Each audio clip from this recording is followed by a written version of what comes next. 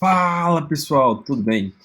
Hoje gostaria de apresentar para vocês algumas tendências tecnológicas de 2018. Vamos nessa? Gostaria de começar com uma tendência tecnológica já dos últimos 2 anos, que anda crescendo bastante e tendo aplicações bem viáveis e fáceis no nosso mundo de tecnologia, que é o IoT, ou Internet of Things. Muitas pessoas não veem essa tecnologia crescendo, mas ela está em todo lugar, a internet das coisas. Então, o que é a internet das coisas? Basicamente, é qualquer dispositivo que consiga se conectar com a internet. Então, pode ser seu smartwatch, sua TV, pode ser também seu celular, placazinhas de rede, pode ser tudo que é conectado à internet. Como a gente pode usar? Basicamente, fazendo aplicações dentro de, pode ser seu celular, pode ser Raspberry Pi, em qualquer dispositivo conectado à internet, onde que ele consiga trocar informações. Como funciona basicamente? Eu vou usar um exemplo bem prático para ficar bem fixo na cabeça de vocês. Imagina uma plaquinha que é colocado na entrada da sua casa que você consegue calcular todas as pessoas que entraram e todas as pessoas que saíram. Então você conseguiria ter um aviso de pessoas entrando na sua casa, por exemplo, quando você não está. Isso é uma aplicação bem básica de IoT. Você teria uma plaquinha com seu sensorzinho enviando informação para algum lugar para você ser notificado. Então, são aplicações realmente bem simples que têm grande impacto. Só que, por não ter uma popularização ainda, eu acredito que tão grande, não tem tantas aplicações, sabe? Então, é um mercado bem grande para ser utilizado. Algo que a gente gosta bastante é a questão do Echo Dot ou Google Home, que é basicamente um dispositivo de IoT conectado à internet. Mas, por exemplo, com o Echo Dot você consegue controlar a sua casa, conversando com o seu dispositivo, conseguiria pedir itens, conseguiria fazer uma porrada de coisa utilizando o Echo Dot. É bem legal mesmo, viu?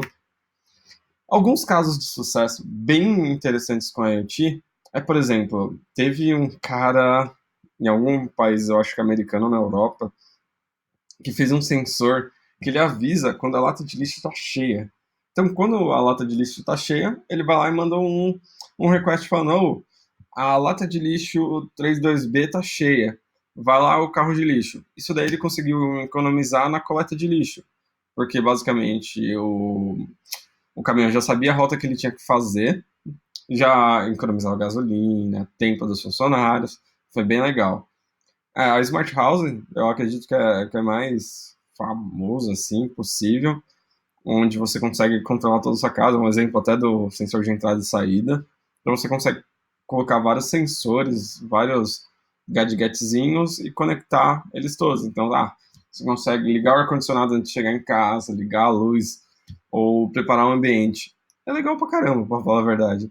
E sensores de esgoto, que quando você, por exemplo, eu acho que foi aplicado em alguma cidade, algum lugar aqui em São Paulo mesmo, que quando o esgoto estava chegando perto de uma parte, ele emitia um alerta falando, ó, vai ter alagamento na região X, ou avisava até o governo para limpar o esgoto para não acontecer o alagamento. Então, poxa, é uma aplicação bem legal de IoT, certo? Machine Learning. Gente, estou estudando pra caramba Machine Learning, eu vou falar para vocês que é irado. Se bem que ontem eu vi um negócio que eu fiquei até chateado. A máquina já está conseguindo fazer programação. Tipo, conseguiu já transformar um screenshot em HTML. Irado, né? E loucura também ao mesmo tempo. Mas machine learning é basicamente a habilidade da máquina de aprender. Provavelmente você não consegue pensar mais rápido que uma máquina. Machine learning é basicamente isso. A máquina tomando ações, ela vai analisar todas as ações que ela pode fazer, ela vai prever qual é a ação correta dela fazer. E é bem legal mesmo. As ferramentas ou as stacks que a gente pode utilizar para trabalhar com machine learning é basicamente Python ou R, são linguagens científicas, TensorFlow, muita matemática e estatística, Data Visualization, tem o Jupyter Notebook que ajuda a gente a treinar e também a rodar serviços usando Machine Learning e Data Science. Então, é bastante stacks que você está utilizando. Eu coloquei só algumas para vocês terem alguma noção, mas são bastante coisinhas mesmo. Machine Learning é bem difícil, porque, meu, você viu aquele bando de stacks que você precisa ter para você conseguir aplicar Machine Learning. Então, é difícil justamente por isso, porque é muita coisa que você tem que saber muito bem para fazer a coisa acontecer. Mas lógico, não é impossível. Depois que você consegue aprender, você vira um cara ou uma mulher muito boa em machine learning. Como funciona? Então, você tem que entender o que você quer fazer. Você tem que entender o que você vai querer prever, qual problema você vai querer resolver e o que você quer automatizar. Então, primeiro entender como funciona. Depois, você tem que ter os dados de preparar todos esses dados. Então, você vai ter que provavelmente ver as fontes que você vai pegar esses dados, vai organizar e vai preparar, tirar campos nulos, ver se esses dados estão corretos. Então, essa é uma parte do machine learning bem legal e ao mesmo tempo chata, para falar a verdade, né? Depois você vai usar o Data Visualization para ver esses dados e ver se tudo realmente se encaixa bonitinho, sabe? Porque com os dados, tipo, você vai ter os dados, a visualização desses dados dá para você ver se esses dados têm consistência. Consistência é uma palavra bem importante em machine learning. Depois disso, você vai conseguir treinar a sua máquina, então você vai fazer um training set, como se fosse um Rock Balboa mesmo, você vai lá, pá, pá, treinando, treinando, treinando, treinando. Depois que você treinou e você ganhou força, você vai conseguir usar esses dados, esse training set que você fez para dados reais. Então é basicamente treinar para depois usar o que você treinou. Você aprende para depois usar, como se fosse a nossa cabeça humana mesmo. E aí a gente pode utilizar, putz, automatizar trabalhos rotineiros, puta, tem um mar de aplicação que você consegue utilizar. As mais famosas são carro sem motorista, reconhecimento de imagem no Facebook, então você lembra que tem o Face ID, eu acho que a Samsung fez alguma coisa semelhante também. Pesquisa de doença, então ele está ajudando bastante nas pesquisas. Robôs que já tomam decisões, automatização de processos, como eu acabei de falar também. E a Siri seria um exemplo de machine learning, né? AR. Meu, para mim, essa talvez seja a tecnologia de 2018. Porque a Apple vem investindo bastante, investiu não sei quantos milhões, e agora chegou um software bem legal, um AR Kit chamado, onde a gente consegue mexer com realidade aumentada pelo celular. Então é incrível. Então, o que é basicamente? É você misturar o ambiente virtual, objetos virtuais, com o ambiente físico. Então, você usa basicamente marcadores, como no chão, você consegue colocar alguns pontos para sincronizar o plano e tudo mais. E você usa as suas câmeras, suas webcams e tudo que você tiver como vídeo para você conseguir mesclar esses ambientes. Então, daqui a pouco vai ter gente usando óculos e mesclando o ambiente real com o virtual. Irado, né? Então, a gente, basicamente, qual a aplicabilidade dessa tecnologia? A gente pode ser a criança. Imagine que legal as crianças aprenderem visualizando. Porque hoje, quando, por exemplo, vamos pegar um contexto bem legal, história. Meu, histórias são livros. Por que história não pode ser visual, né? Jogos, a gente consegue reduzir espaço.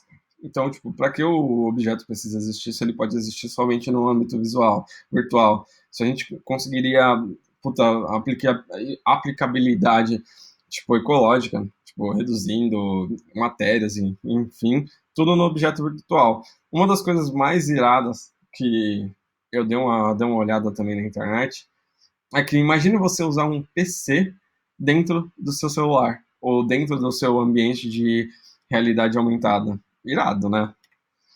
Então, quais são as stacks que você precisa ter para você trabalhar com AR?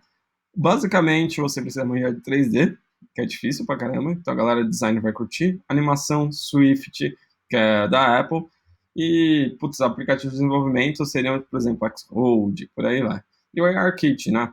Lembrando, o ARKit é somente da Apple. Então você precisa ter um ambiente de desenvolvimento Apple.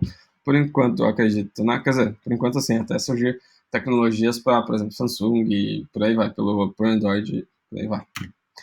Um case de sucesso que acredito que muitos de vocês jogaram é o Pokémon Go. Ele foi um dos pioneiros, eu acredito, em tipo, levar a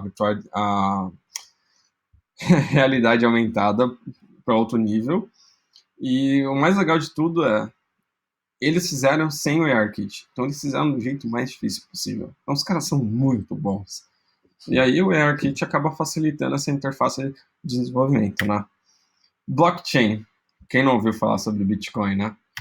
Então, o que é? Basicamente uma rede descentralizada. Ou seja, toda a informação nela é pública. Então, o blockchain mesmo, ele é um sistema de gravações de recorders, de entrada de dados e saída de dados, por exemplo. Então, no Bitcoin, ele registra entrada e saída de dinheiro. Basicamente, você faz contratos onde você fala qual informação vai participar daquele negócio, daquele banco de dados. E aí você consegue falar, bom, meu banco, por exemplo, vamos pegar um exemplo. Eu adoro usar exemplo para qualquer coisa. Vamos pegar, por exemplo, um sistema, sei lá, ah, advogados. Vamos falar que a gente vai automatizar. Ah, não. Advogados eu acho que é muito difícil. Votação. Votação que eu preciso. A pessoa que votou, que pode ser encriptada igual o Bitcoin, é a informação que vai ser contida nela e a gente vai gravar na nuvem, tipo, na rede descentralizada. Então a informação, todo mundo é detentor da informação. Só que ninguém sabe a pessoa X que votou, a menos a pessoa que criou a aplicação, por exemplo, um software unificado do governo. Um exemplo bem por cima mesmo. Então, como a gente pode usar essa tecnologia para o mercado de advocacia, a ID das pessoas? Então, a RG, a gente conseguiria fazer um sistema único, talvez até global, o que é super para frente de modo de pensar transações como o Bitcoin, como é feito hoje. Então, é basicamente toda informação que ela é pública e imutável. Por exemplo, o voto você não vai mudar nunca. A informação está lá, ela tem que ficar lá e existir lá, sabe? Então é super, super irado. Então, os casos de sucesso. O maior caso de sucesso é o Bitcoin, né? Todo mundo. Eu mesmo consegui surfar um pouco dessa onda. Que tá. Eu acredito que vai chegar um momento que vai estabilizar. Só que o estabilizar pode ser estabilizar em 100 mil, pode estabilizar em 50 mil, pode estabilizar em 1000. Ninguém sabe. Então, gente, eu acredito que eu consegui passar um overview bem interessante sobre essas tecnologias que vão estar em 2018. Se vocês tiverem dúvidas ou quiserem saber um pouco mais sobre tudo isso que eu falei, deixa no comentário, vamos fazer uma discussão e, por favor, dê um like aí. Obrigado, hein, gente. Tenha um bom dia.